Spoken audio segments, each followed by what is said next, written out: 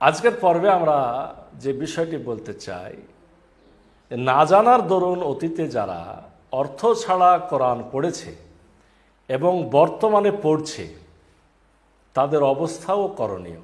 অর্থাৎ না জানার কারণে, না বোঝার কারণে যারা অতীতে অর্থ ছাড়া কোরআন পড়েছে এবং বর্তমানও যারা পড়ছে তাদের অবস্থা কি হবে এবং তাদের করণীয় বা কী হবে।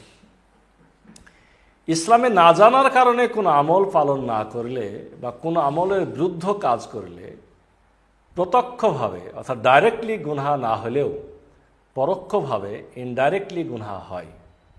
কারণ কোরআনের জ্ঞান অর্জন করা সকলের জন্য সবচেয়ে বড় ফরজ। তাই ইচ্ছাকৃতভাবে অর্থ ছাড়া কোরআন পড়া বড় গুনাহ। তথ্যটি না জানার জন্যেও গুনাহ হবে।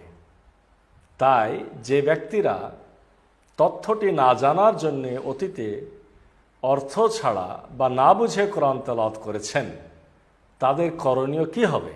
প্রথম, খালেস নিয়াতে ওই অনিচ্ছাকৃত অপরাধের জন্য আল্লাহর নিকট মাফ চাইতে হবে, অর্থাৎ তওবা করতে হবে।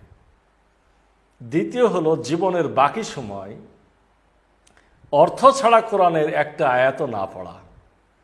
আর এ লক্ষ্যে প্রথমত হলো মাতৃভাষায় লেখা কোরআনের যুগের জ্ঞানের আলোকে কারণ অনুবাদ ও তাফসির ক্রয় করে অধ্যয়ন শুরু করতে হবে।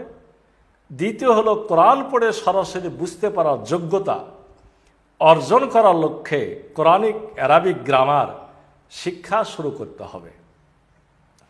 আর যারা মৃত্যুর যুক্তিসঙ্গত সময় আগে তওবা করে কোরআন পড়ার ব্যাপারে তাদের কর্মপদ্ধতি শুধরিয়ে নিয়ে অর্থসহ বা বুঝে কোরআন পড়ে যেতে পারেননি, তাদের মধ্যে যাদের অক্ষর জ্ঞান অর্জন করার সুযোগ হয়নি তাদের হয়তো আল্লাহ মাফ করে দিবেন।